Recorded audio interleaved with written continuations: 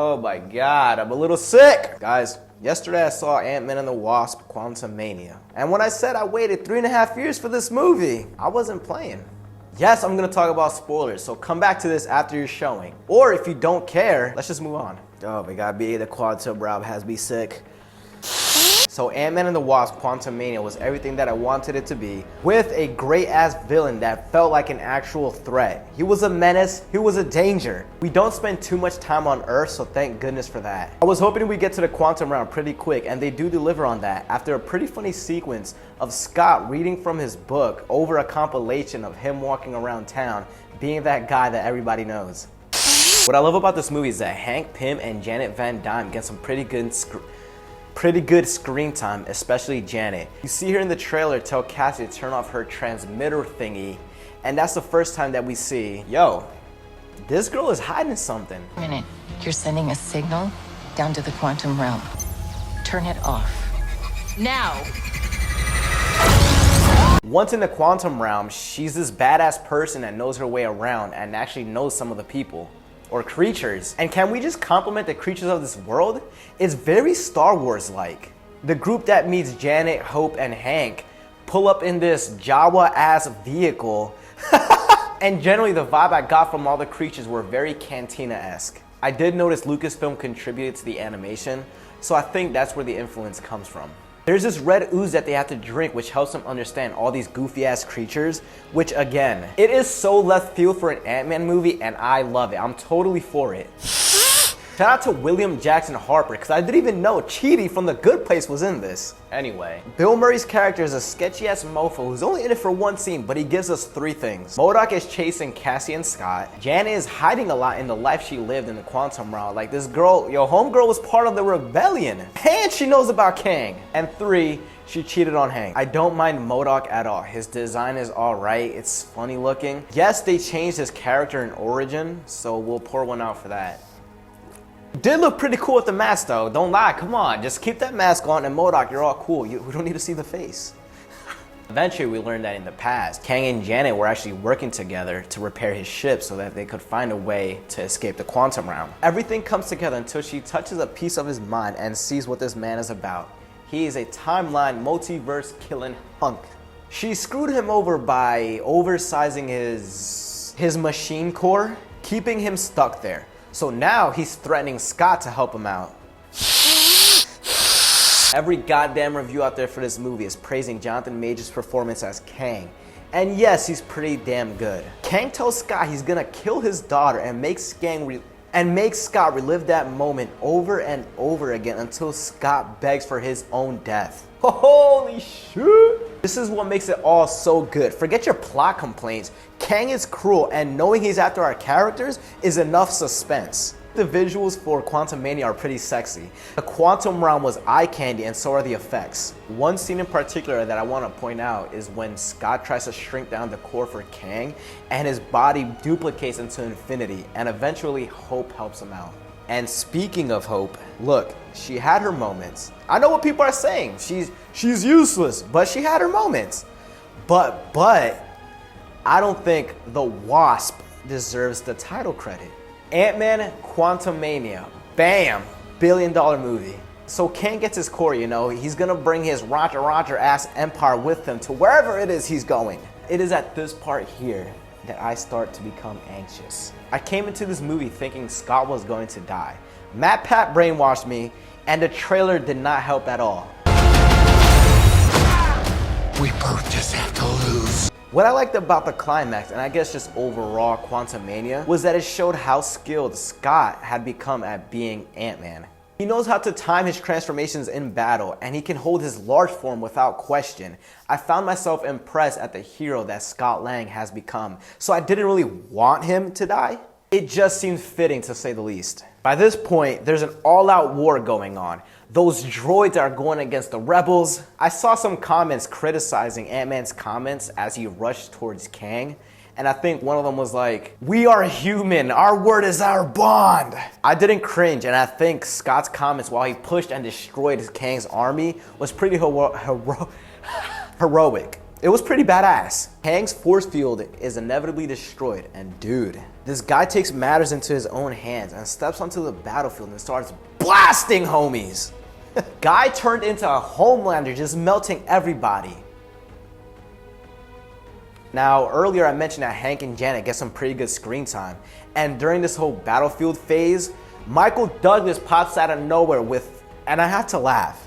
He comes out with this insane ant army that just decimates the battle, giving them the upper hand. It was nice to see the original Ant-Man not thrown aside as, well, a useless old guy. Michael Douglas there just to be Michael Douglas, or Michelle Pfeiffer there just to be Michelle Pfeiffer. Amidst the fight, we have some MODOK humor, and then the guy just sacrifices himself. Oh, MODOK! I think the scene could have been like 5 seconds shorter just to get back to the action, but I guess Darren's redemption, the last minute of his life, was good for him. Kang, for all we know, is effed up. His army's obliterated, and Janet the Genius opens up a portal back to Earth so that the whole gang can go back through. And everyone does make it, except Scott. My friends, when I say nervous, I was in my seat like, Kang blasts him, and finally his last piece of tech gives out, and all that's left is Kang the Man versus Scott Lang. And man, does he beat Scott's ass. I mean, Scott does put up a good fight, but damn, Kang was popping off. I think the fist fight between the two might be my favorite scene because it's very rare that we get this oh shit, how is this going to end moment from Marvel these days. You got Kang making these remarks, these taunts that add to his villainous nature. I wish the fight lasted longer. I wanted Marvel to bring the intensity, and with about maybe 30 seconds or so, they could have achieved that. Hope helped save Scott, and they implode him back into his machine core.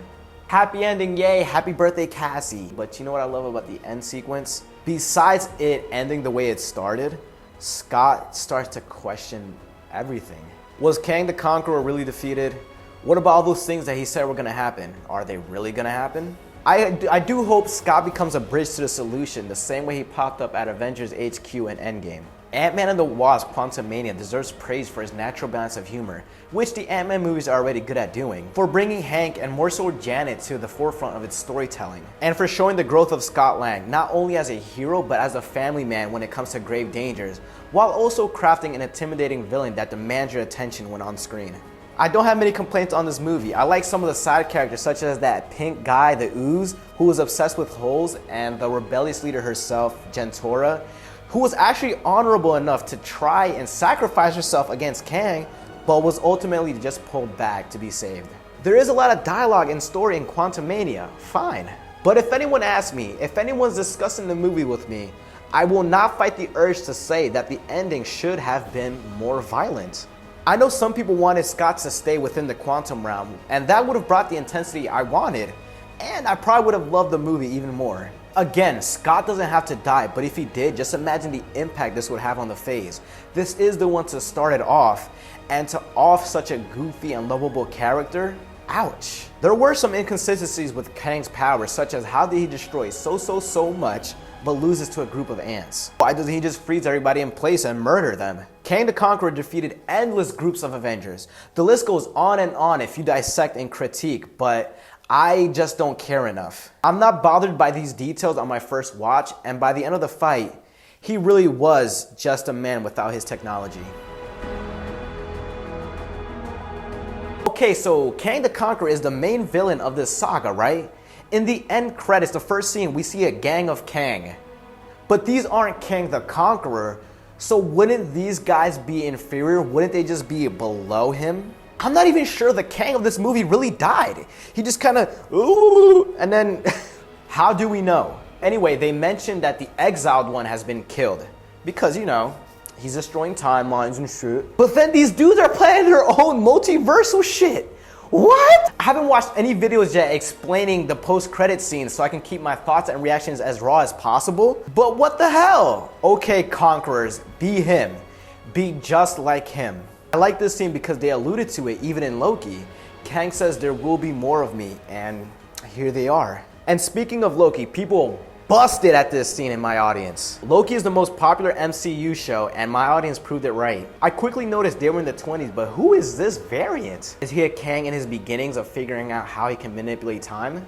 I just looked up Victor Timely and this bootleg ass image came up, so why not use it? I'm sure these answers are a search away, which is exactly what I'll be doing after I upload this. My friend and I talked about Quantumania and Marvel in general for about 2 hours after we got out the theater, and he said that this movie feels like one for the universe, but doesn't do much as a standalone. I think that's a good way to put it, because when you think of the trilogy, any trilogies, the Ant-Man trilogy doesn't feel like a complete story. Like if you put Ant-Man 1 and 2 together, all right, cohesive, and then 3 is like, whoa, what the hell? But guys, girls, ladies, and gentlemen, I really hope you enjoyed this video because I've seen a goddamn number of reviews on Quantumania and they just state the same thing over and over again, and I hope I've added more to the discussion. And please hit that like button and subscribe. You'll be supporting my channel and helping my videos be seen by others. My Last of Us video somehow gained over 1,000 views and netted me, at the time of recording right now, 20 subscribers. So if any of you newcomers are here, I really suggest watching my video, How I View Movies, because I'm not really nitpicky about them, and I think my perspective is a bit unique. And remember, for the sake of the quantum realm, love what you like. Welcome back, welcome